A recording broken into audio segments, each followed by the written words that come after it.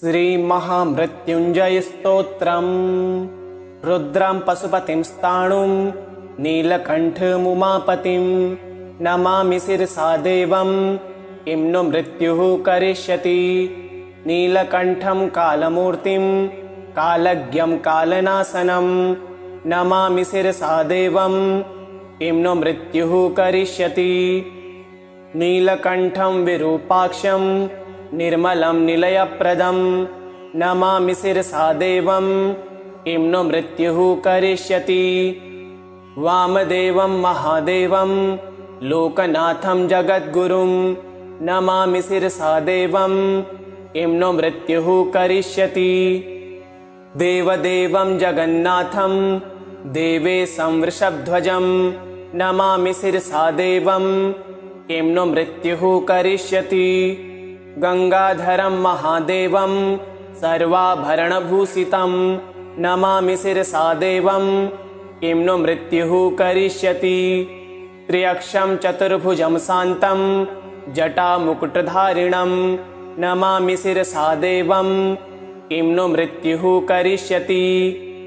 भस्मोद्धूलितसर्वाङ्गं नागाभरणभूषितं नमामि शिरसा देवं किं नु मृत्युः करिष्यति। अनन्तं व्ययं शान्तम् अक्षमालाधरं हरं नमामि शिरसा देवं किं नु मृत्युः करिष्यति। आनन्दं परमं नित्यं कैवल्यपददायिनं नमामि शिरसा देवं किं नु मृत्युः करिष्यति। अर्धनारीश्वरं देवं पार्वती प्राणनायकं नमामि शिरसा देवं किं नु मृत्युः करिष्यति। प्रलयस्थितिकर्तार मादिकर्तारमीश्वरं नमामि शिरसा देवं किं नु मृत्युः करिष्यति। व्योमकेशं विरूपाक्षं चन्द्रार्धकृतशेखरं नमामि शिरसा देवं किं नु मृत्युः करिष्यति। गंगाधरं शशिधरं शङ्करं शूलपाणिनं नमामि शिरसा देवं किं नु मृत्युः करिष्यति। अनाथः परमानन्दं कैवल्यः पदगामिनं नमामि शिरसा देवं किं नु मृत्युः करिष्यति। स्वर्गापवर्गदातारं सृष्टिस्थित्यन्तकारणं नमामि शिरसा देवं किं नु मृत्युः करिष्यति। कल्पायुर्देहि मे पुण्यं यावदायुररोगतां नमामि शिरसा देवं किं नु मृत्युः करिष्यति। शिवेशानां महादेवं वामदेवं सदाशिवं नमामि शिरसा देवं किं नु मृत्युः करिष्यति। उत्पत्तिस्थितिसंहार कर्तारमीश्वरं गुरुं नमामि शिरसा देवं किं नु मृत्युः करिष्यति। मार्कण्डेयकृतं स्तोत्रं यः पठेत् शिवसन्निधौ तस्य मृत्युभयं नास्ति नाग्रिचौरभयं क्वचित्। स्थावृतं प्रकृतव्यं सङ्कटे कष्टनाशनं शुचिर्भूत्वा पठेत् स्तोत्रं सर्वसिद्धिप्रदायकं। मृत्युञ्जय महादेव त्राहि मां शरणागतं। जन्म मृत्यु जरा रोग है पीडितं कर्म बंधन है। तावकस्तु गतः प्राणस्तौ चित्तोऽहं सदा मृड इति विज्ञापदेवेशं त्र्यम्बकाक्षमनं जपेत्। नमः शिवाय साम्बाय हरये परमात्मने प्रणतकलेशनाशाय योगिनां पतये नमः। रुद्रं पशुपतिं स्थाणुं नीलकण्ठमुमापतिं नमामि शिरसा देवं किं नु मृत्युः करिष्यति। नीलकण्ठं कालमूर्तिं कालज्ञं कालनाशनं नमामि शिरसा देवं किं नु मृत्युः करिष्यति। नीलकण्ठं विरूपाक्षं निर्मलं निलयप्रदं नमामि शिरसा देवं किं नु मृत्युः करिष्यति।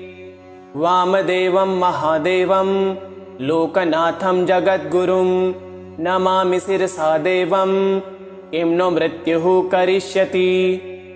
देवदेवं जगन्नाथं देवेशं वृषभध्वजं नमामि शिरसा देवं किं नो मृत्युः करिष्यति।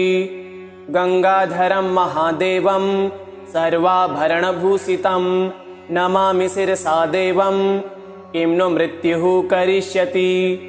त्र्यक्षं चतुर्भुजं शान्तं जटामुकुटधारिणं नमामि शिरसा देवं किं नो मृत्युः करिष्यति।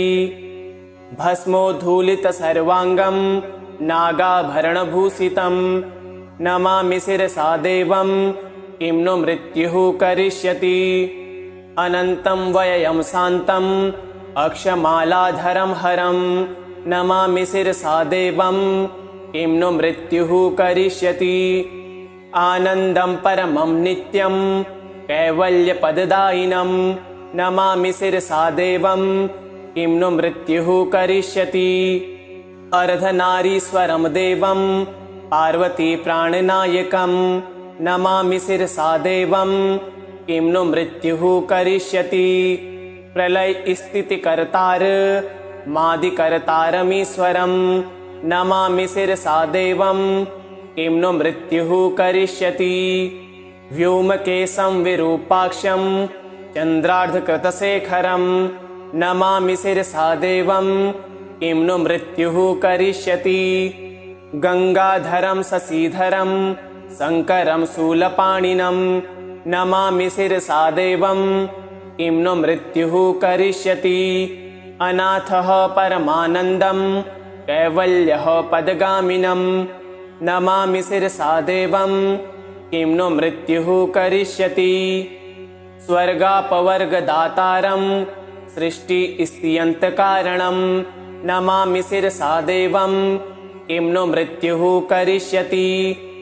कल्पायुर्देहि मे पुण्यं यावदायुररोगतां नमामि शिरसा देवं किं नो मृत्युः करिष्यति। शिवेशानां महादेवं वामदेवं सदाशिवं नमामि शिरसा देवं किं नो मृत्युः करिष्यति। उत्पत्तिस्थितिसंहार कर्तारमीश्वरं गुरुं नमामि शिरसा देवं किं नो मृत्युः करिष्यति। मार्कण्डेयकृतं स्तोत्रं यः पठेत् शिवसन्निधौ तस्य मृत्युभयं नास्ति नाग्रिचौरभयं क्वचित्। स्थावृतं प्रकृतव्यं सङ्कटे कष्टनाशनं शुचिर्भूत्वा पठेत् स्तोत्रं सर्वसिद्धिप्रदायकं। मृत्युञ्जय महादेव त्राहि मां शरणागतं। जन्म मृत्यु जरा रोग है पीडितं कर्म बंधन है। तावकस्तु गतः प्राणस्तौ चित्तोऽहं सदा मृड इति विज्ञापदेवेशं त्र्यम्बकाख्यमनं जपेत्। नमः शिवाय सांबाय हरये परमात्मने प्रणतकलेशनाशाय योगिनां पतये नमः। रुद्रं पशुपतिं स्थाणुं नीलकण्ठमुमापतिं नमामि शिरसा देवं किं नो मृत्युः करिष्यति। नीलकण्ठं कालमूर्तिं कालज्ञं कालनाशनं नमामि शिरसा देवं किं नो मृत्युः करिष्यति। नीलकण्ठं विरूपाक्षं निर्मलं निलयप्रदं नमामि शिरसा देवं किं नो मृत्युः करिष्यति। वामदेवं महादेवं लोकनाथं जगद्गुरुं नमामि शिरसा देवं किं नो मृत्युः करिष्यति। देवदेवं जगन्नाथं देवेशं वृषभध्वजं नमामि शिरसा देवं किं नो मृत्युः करिष्यति। गंगाधरं महादेवं सर्वाभरणभूषितं नमामि शिरसा देवं किं नो मृत्युः करिष्यति। त्र्यक्षं चतुर्भुजं शान्तं जटामुकुटधारिणं नमामि शिरसा देवं किं नो मृत्युः करिष्यति। भस्मोद्धूलितसर्वाङ्गं नागाभरणभूषितं नमामि शिरसा देवं किं नो मृत्युः करिष्यति। अनन्तं व्ययं शान्तम् अक्षमालाधरं हरं नमामि शिरसा देवं किं नु मृत्युः करिष्यति। आनन्दं परमं नित्यं कैवल्यपददायिनं नमामि शिरसा देवं किं नु मृत्युः करिष्यति। अर्धनारीश्वरं देवं पार्वती प्राणनायकं नमामि शिरसा देवं किं नु मृत्युः करिष्यति। प्रलयस्थितिकर्तार मादिकर्तारमीश्वरं नमामि शिरसा देवं किं नु मृत्युः करिष्यति।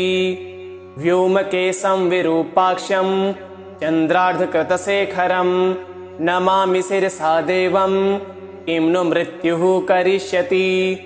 गंगाधरं शशिधरं शङ्करं शूलपाणिनं नमामि शिरसा देवं किं नु मृत्युः करिष्यति। अनाथः परमानन्दं कैवल्यः पदगामिनं नमामि शिरसा देवं किं नु मृत्युः करिष्यति। स्वर्गापवर्गदातारं सृष्टिस्थित्यन्तकारणं नमामि शिरसा देवं किं नु मृत्युः करिष्यति। कल्पायुर्देहि मे पुण्यं यावदायुररोगतां नमामि शिरसा देवं किं नु मृत्युः करिष्यति। शिवेशानां महादेवं वामदेवं सदाशिवं नमामि शिरसा देवं किं नु मृत्युः करिष्यति। उत्पत्तिस्थितिसंहार कर्तारमीश्वरं गुरुं नमामि शिरसा देवं किं नु मृत्युः करिष्यति। मार्कण्डेयकृतं स्तोत्रं यः पठेत् शिवसन्निधौ तस्य मृत्युभयं नास्ति नाग्रिचौरभयं क्वचित्। स्थावृतं प्रकृतव्यं सङ्कटे कष्टनाशनं शुचिर्भूत्वा पठेत् स्तोत्रं सर्वसिद्धिप्रदायकं। मृत्युञ्जय महादेव त्राहि मां शरणागतं। जन्म मृत्यु जरा रोगः पीडितं कर्मबन्धनः तावकस्तु गतः प्राणस्तौ चित्तोऽहं सदा मृड इति विज्ञापदेवेशं त्र्यम्बकाख्यमनं जपेत्। नमः शिवाय साम्बाय हरये परमात्मने प्रणतकलेशनाशाय योगिनां पतये नमः। रुद्रं पशुपतिं स्थाणुं नीलकण्ठमुमापतिं नमामि शिरसा देवं किं नु मृत्युः करिष्यति। नीलकण्ठं कालमूर्तिं कालज्ञं कालनाशनं नमामि शिरसा देवं किं नु मृत्युः करिष्यति। नीलकण्ठं विरूपाक्षं निर्मलं निलयप्रदं नमामि शिरसा देवं किं नु मृत्युः करिष्यति। वामदेवं महादेवं लोकनाथं जगद्गुरुं नमामि शिरसा देवं किं नु मृत्युः करिष्यति। देवदेवं जगन्नाथं देवेशं वृषभध्वजं नमामि शिरसा देवं किं नु मृत्युः करिष्यति। गंगाधरं महादेवं सर्वाभरणभूषितं नमामि शिरसा देवं किं नु मृत्युः करिष्यति। त्र्यक्षं चतुर्भुजं शान्तं जटामुकुटधारिणं नमामि शिरसा देवं किं नु मृत्युः करिष्यति। भस्मोद्धूलितसर्वाङ्गं नागाभरणभूषितं नमामि शिरसा देवं किं नु मृत्युः करिष्यति। अनन्तं व्ययं शान्तम् अक्षमालाधरं हरं नमामि शिरसा देवं किं नु मृत्युः करिष्यति। आनन्दं परमं नित्यं कैवल्यपददायिनं नमामि शिरसा देवं किं नु मृत्युः करिष्यति। अर्धनारीश्वरं देवं पार्वती प्राणनायकं नमामि शिरसा देवं किं नु मृत्युः करिष्यति। प्रलयस्थितिकर्तार मादिकर्तारमीश्वरं नमामि शिरसा देवं किं नु मृत्युः करिष्यति। व्योमकेशं विरूपाक्षं चन्द्रार्धकृतशेखरं नमामि शिरसा देवं किं नु मृत्युः करिष्यति। गङ्गाधरं शशिधरं शङ्करं शूलपाणिनं नमामि शिरसा देवं किं नु मृत्युः करिष्यति। अनाथः परमानन्दं कैवल्यः पदगामिनं नमामि शिरसा देवं किं नु मृत्युः करिष्यति। स्वर्गापवर्गदातारं सृष्टिस्थित्यन्तकारणं नमामि शिरसा देवं किं नु मृत्युः करिष्यति। कल्पायुर्देहि मे पुण्यं यावदायुररोगतां नमामि शिरसा देवं किं नु मृत्युः करिष्यति। शिवेशानां महादेवं वामदेवं सदाशिवं नमामि शिरसा देवं किं नु मृत्युः करिष्यति। उत्पत्तिस्थितिसंहार कर्तारमीश्वरं गुरुं नमामि शिरसा देवं किं नु मृत्युः करिष्यति। मार्कण्डेयकृतं स्तोत्रं यः पठेत् शिवसन्निधौ तस्य मृत्युभयं नास्ति नाग्रिचौरभयं क्वचित्। स्थावृतं प्रकृतव्यं सङ्कटे कष्टनाशनं शुचिर्भूत्वा पठेत् स्तोत्रं सर्वसिद्धिप्रदायकं। मृत्युञ्जय महादेव त्राहि मां शरणागतं।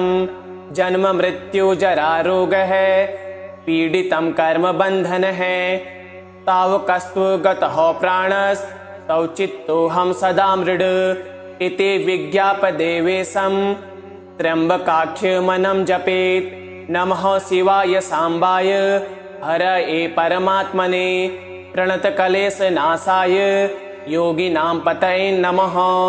रुद्रं पशुपतिं स्थाणुं नीलकण्ठमुमापतिं नमामि शिरसा देवं किं नु मृत्युः करिष्यति। नीलकण्ठं कालमूर्तिं कालज्ञं कालनाशनं नमामि शिरसा देवं किं नु मृत्युः करिष्यति।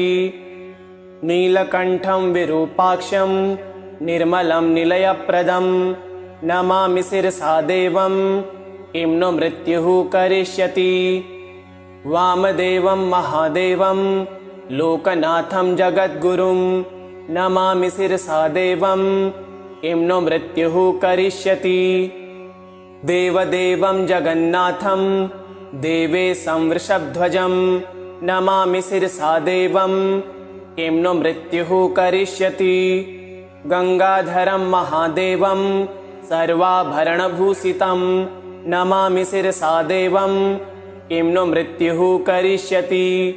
त्र्यक्षं चतुर्भुजं शान्तं जटामुकुटधारिणं नमामि शिरसा देवं किं नु मृत्युः करिष्यति।